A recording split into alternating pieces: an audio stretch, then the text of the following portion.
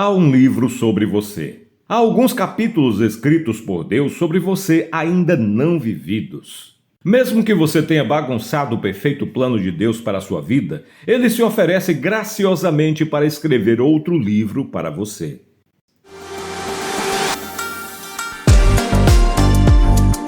Olá, amados, nos encontramos novamente para continuar a leitura do livro Como Compreender o Seu Potencial, escrito pelo Dr. Myles Munroe.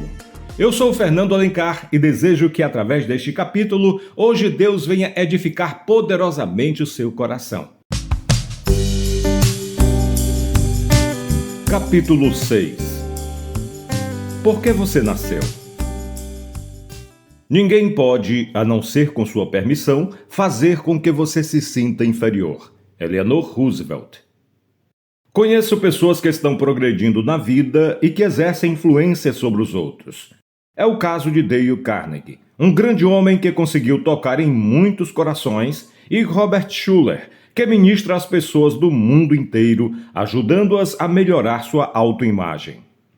Dizem sempre o mesmo: se você se sente bem consigo mesmo, também se sentirá bem com os outros. Ou seja, você somente poderá reconhecer o valor que há em outras pessoas quando puder se olhar como uma pessoa valorosa. Se você se sente bem consigo mesmo, se sentirá bem melhor com as outras pessoas. Isso é muito importante, porque muitas pessoas não se sentem bem consigo mesmas. Olham para si e se perguntam por que Deus as criou. Ou duvidam de que alguém possa descobrir algo positivo nelas. Mas lembre-se de que Deus vê o que os outros e nós mesmos não podemos ver. Deus nos olha e vê que somos pessoas com as quais pode contar. Somos especiais para Ele. Somos valiosos e importantes. Deus planejou sua vida. A obra magistral da criação aconteceu no 6º dia, quando Deus criou os seres humanos. Enquanto observava tudo ao seu redor, ele avaliava sua criação como sendo boa. Isso inclui você. Deus olhou para o homem e a mulher que havia criado e os avaliou como sendo muito bons. Deus tem uma boa atitude em relação a você. Ele o criou à sua imagem, retirando-o de si mesmo. Antes de seu nascimento, você estava em Deus. Parte do potencial dele foi colocado dentro de você. Consideremos o verso que poderia ser o primeiro da Bíblia. Antes do início, Deus já existia. Gênesis 1:0. Deus é tão grande que começou o começo. Não poderia haver um princípio sem Deus, porque Deus deu início ao início. Entretanto, antes de iniciar o início, Deus tinha um plano concluído para a sua vida. Seu potencial não é uma experiência passível de erro. Deus idealizou e predeterminou você para ser uma história de sucesso. Está escrito no Salmo 139 que Deus planejou cada um de seus dias, antes mesmo de seu nascimento. Deus conheceu você antes da sua criação. Ele tomou bastante cuidado quando o criou. Nenhuma das suas partes foi criada sem o conhecimento e o cuidado de Deus. Há um lugar para todos nós em Deus. Ele nos deu o que nenhuma outra parte de sua criação recebeu, seu fôlego de vida. Gênesis 2:7. Através deste audiobook você tem recebido instruções poderosas que podem revolucionar a sua vida. Se em algum momento você desejar participar conosco deste projeto, uma forma de fazer isso é enviando a sua contribuição para fortalecer o nosso canal. Nosso Pix é 859-9959-5787. Contribua conosco e seja um parceiro desta obra, divulgando a palavra de Deus e transformando vidas. Você não é um erro. Você já se sentiu como se fosse um erro? Alguma vez seus pais lhe disseram que não queriam o seu nascimento? Quando criança, ouviu seus pais dizerem: "Eu queria que você tivesse morrido quando era bebê"? Você pode ter vindo a este mundo como resultado de um estupro. Sua mãe pode ter odiado você no útero porque a lembrava do homem que queria esquecer. Entretanto, o fato de você ter sido concebido é mais importante do que como você foi concebido. As pessoas andam se questionando como as coisas aconteceram, mas Deus está simplesmente interessado no fato de que permitiu sua concepção. Quando digo permitiu, estou me referindo ao fato de que você foi concebido, ainda que seja um bastardo concebido fora de um casamento. Por ser onipotente, Deus tinha o poder de prevenir sua concepção. Entretanto, permitiu sua concepção porque queria que você aparecesse. Você está aqui porque Deus queria que você nascesse. O meio como veio não é importante. O que importa é que você está aqui. Você está aqui porque Deus o criou com cuidado. Salmo 139, 13. Você está aqui porque Deus queria que você nascesse. O rei Davi não descreve sua mãe no Salmo 139. Ele descreve como Deus o teceu no útero da sua mãe, sem descrever como aquele útero era. O útero onde você foi tecido não era mais importante do que você. Sua própria existência significa que Deus quis que você existisse. Você é alguém especial pelo simples fato de ter nascido. Deus viu você no útero de sua mãe quando era apenas um bebê minúsculo, embrião de 1 centímetro. Ele olhou no secreto do útero de sua mãe e viu você. A partir do segundo em que o espermatozoide de seu pai encontrou o óvulo da sua mãe, Deus ternamente o criou e o observou crescer. Deus nunca teria permitido que o espermatozoide e o óvulo se unissem se ele não tivesse planejado o seu nascimento. Os meus ossos não te foram encobertos quando no oculto fui formado e entretecido como nas profundezas da terra. Os teus olhos me viram, a substância ainda informe, e no teu livro foram escritos todos os meus dias, cada um deles escrito e determinado, quando nenhum deles havia ainda. Salmos 139, 15 e 16.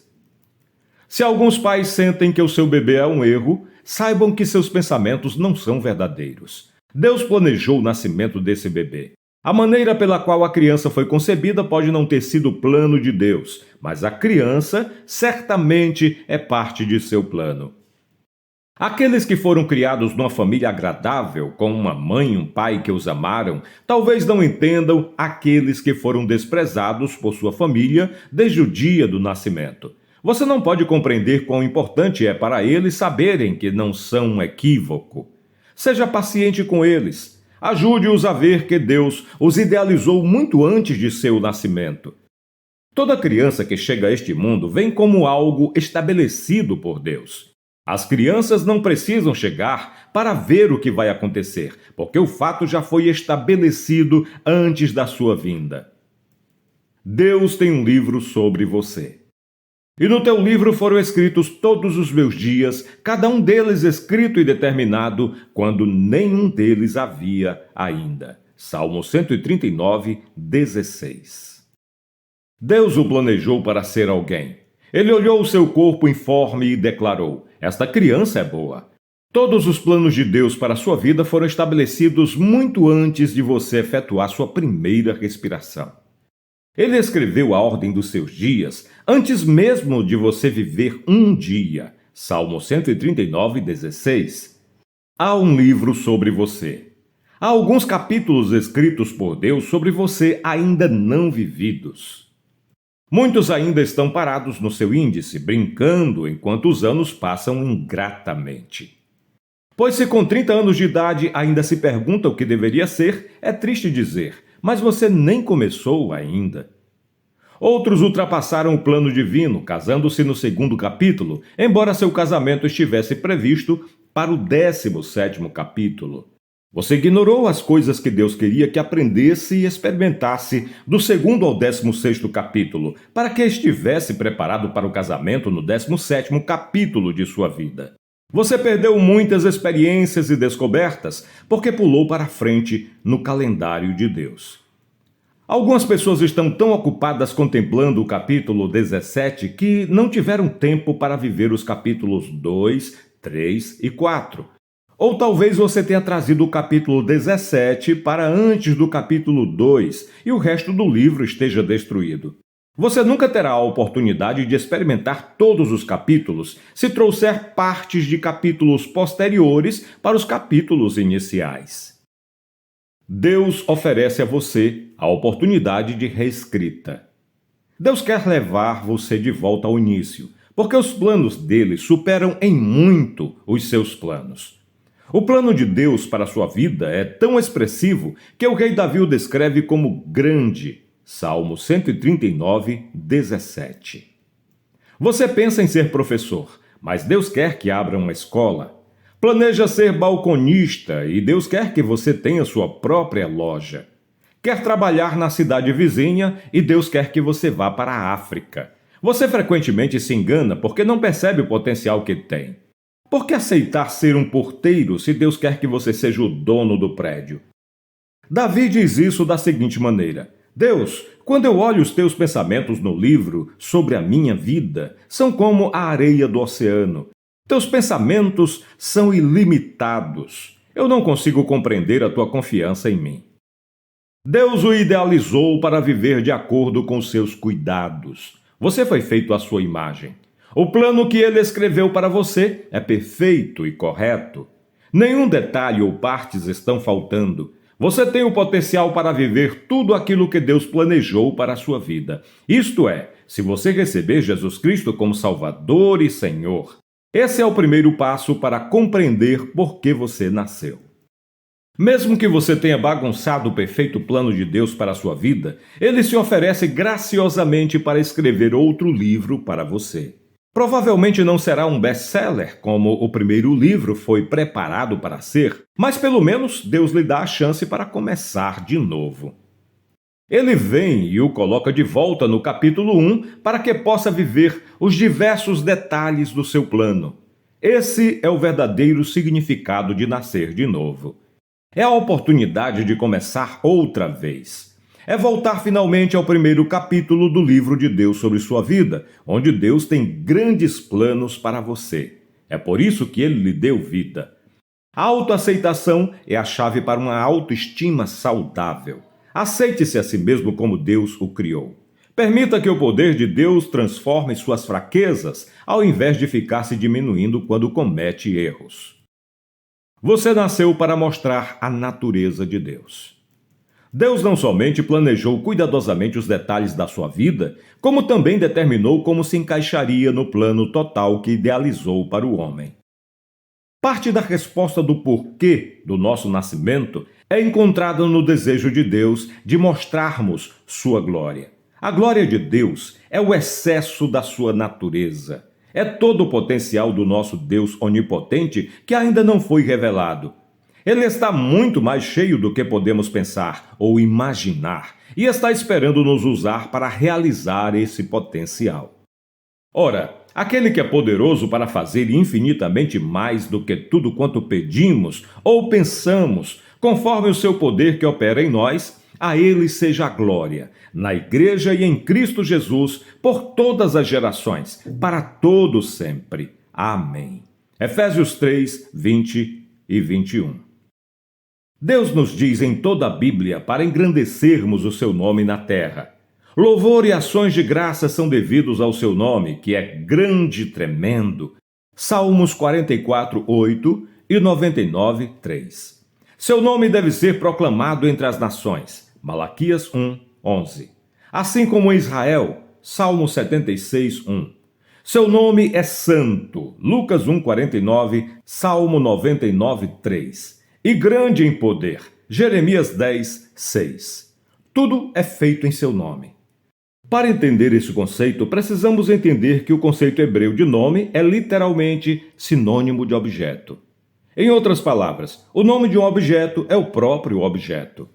Portanto, o nome de Deus é Ele próprio, e Ele é o seu nome. Glorificar seu nome, então, significa mostrar sua natureza.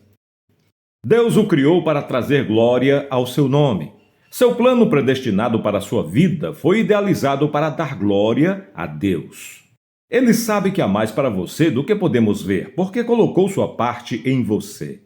O plano de Deus para a sua vida é parte de sua obra criativa. Ele quer continuar gerando seu potencial através de sua vida, através de você. Jesus disse que você pode fazer coisas maiores do que ele fez, se somente crer, porque você compartilha da natureza onipotente de Deus. Marcos 11, 23. Retire os limites da sua vida. O conceito escrito em Marcos capítulo 11 é que se você pedir alguma coisa crendo o suficiente naquilo que deseja, será feito. De alguma forma, Deus nos permite olhar nosso potencial. Ele se aproxima de nós como se estivesse perturbado. Deus está desapontado com a raça humana. É como se olhasse para ideias que colocou em nós e dissesse com uma voz decepcionada: se vocês, ao menos, soubessem o que são capazes de fazer. Esta é a atitude de Deus em relação a você e a mim. Deus está contrariado conosco porque sabe o que somos capazes de fazer, mas não fazemos. Por isso nos diz: todas as coisas são possíveis se você apenas crer. Ele está sempre retirando os limites que colocamos em nossas vidas. Frequentemente não estamos dispostos a crer da mesma maneira como Deus define o crer. Deus não diz: tudo é possível ao que tem uma ideia. As coisas não se tornam realidade simplesmente porque tivemos uma ideia. Temos que crer na ideia. Temos que crer que podemos concretizar algo através do nosso compromisso, entregando-nos a isso, mesmo com o custo das nossas vidas. Esse é o preço de crer no Senhor Jesus Cristo, a perda das nossas vidas. Precisamos dizer: irei passar para a eternidade crendo em Jesus. Não tenho certeza do que me espera lá, mas vou me segurar naquele nome e naquele sacrifício. Deus não se impressiona com os nossos sonhos. A maioria da humanidade nunca fica acordada o suficiente para fazer algo com os seus sonhos. Você pode ter grandes sonhos para a sua vida, mas prefere continuar dormindo porque quando acordar, a realidade lhe dirá: está bem, vamos trabalhar. É mais fácil sonhar com uma ideia do que concretizá-la. Tudo é possível, desde que se entregue a uma ideia de tal forma que se esteja disposto a perder sua vida por ela. Pensar é formidável, mas todas as coisas são possíveis para aquele que crê. Jesus disse no capítulo 11 de Marcos: tudo quanto em oração pedirdes, crede que recebestes, e será assim convosco. A palavra-chave é desejar. Interessar-se ou sentir-se atraído por algo não é desejar. Desejar significa suspirar por algo a preço de perder tudo. Tudo é possível desde que se entregue a uma ideia, de tal forma que esteja disposto a perder sua vida por ela. A obra de Deus na criação começou com um plano. Deus concebeu em sua mente o que queria antes de falar que suas criaturas se tornassem visíveis. Quando Deus estava pronto para falar, foi apenas uma questão de colocar no lugar tudo o que já estava em seus planos. Do pensamento à ação. Pensamento é uma palavra silenciosa. Por isso, uma palavra é um pensamento exposto. Tudo na vida começa na forma de pensamento. Depois de pronunciado, não é mais um pensamento, torna-se uma palavra. A próxima etapa é a da ideia. Ideia é um conceito de que o pensamento passou para a realidade. As ideias são potenciais, são pensamentos transformados em realidade. O terceiro nível de operação é o que chamo de imaginação. A imaginação é o ato de transformar a ideia em um plano. Se tem uma ideia, ela vai e vem. Se tem muitas ideias num dia, o que cozinhar, o que usar, o que fazer, poderá decidir na noite anterior o que irá usar na manhã seguinte e então acordar com uma ideia diferente. As ideias mudam. Entretanto, se a ideia se transformar em imaginação, isso significa que a ideia se tornou um plano. Não é um plano escrito ou desenhado, mas um plano mental. A imaginação é, portanto, um plano que não está documentado. É uma exposição dos seus pensamentos e ideias. Efésios 3:20 nos desafia a crer que Deus é capaz e está disposto a fazer infinitamente mais do que pensamos ou imaginamos. Ele nos desafia a usar nossa imaginação. Se você quer ser bem-sucedido na vida, transforme sua ideia em imaginação e duplique-a fisicamente. Escreva-a, deixe que se torne um projeto. Seguidores, sonhadores, visionários e missionários. Muitas pessoas nunca passam do estágio da ideia. Isso é triste. Geralmente são seguidoras. Pessoas que chegam ao estágio da imaginação geralmente falam muito, mas não fazem nada. São chamados sonhadores. Entretanto, quando um homem e uma mulher tomam suas imaginações e as colocam no papel, tornam-se visionários, transformando-se em missionários. Os visionários veem grandes coisas em sua mente. Muitos visionários estão no cemitério. Tiveram visões, mas suas visões nunca se transformaram em missão. Quando o visionário se torna missionário, surge um homem que irá mudar o mundo. Planeje. Estabeleça objetivos.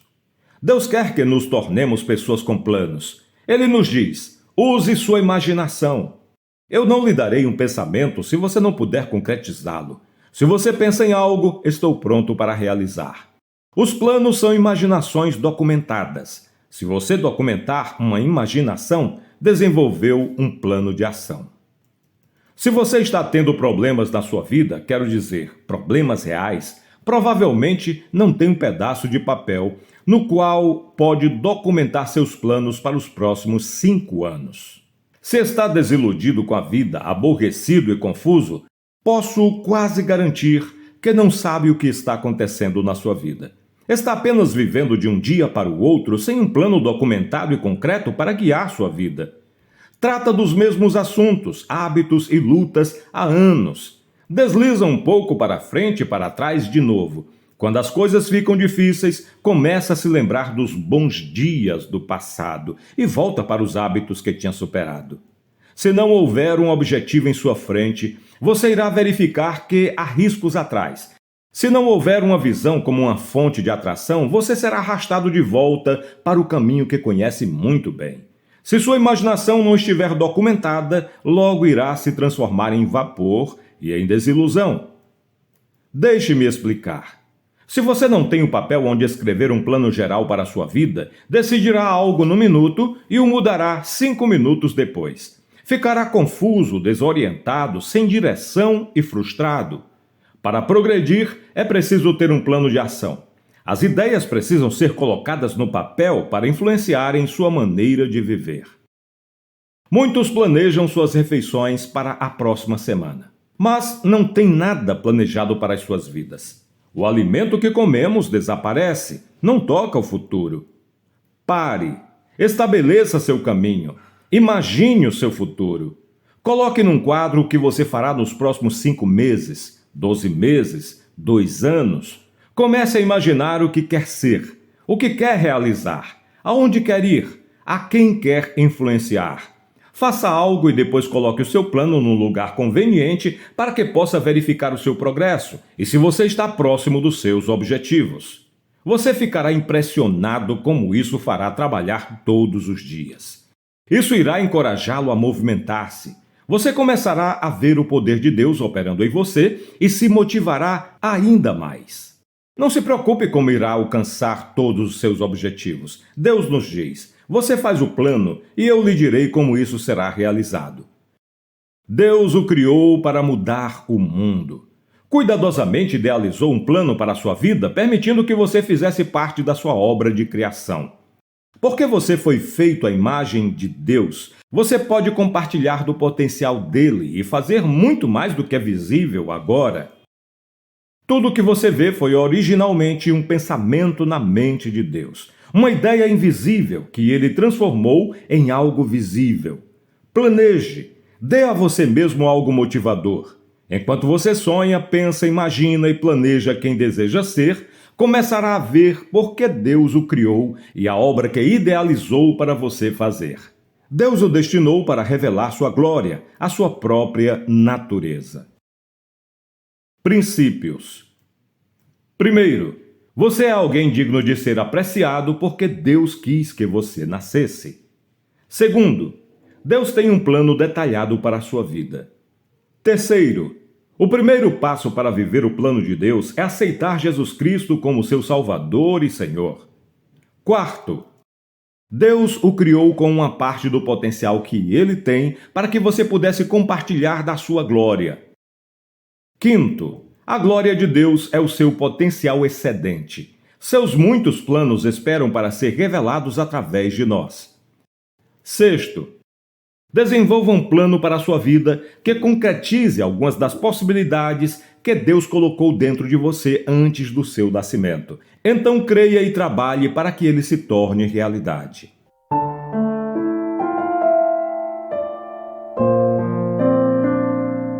Pai nosso que estás nos céus, a tua palavra fala que tu podes ir muito mais além daquilo que eu penso ou da minha imaginação.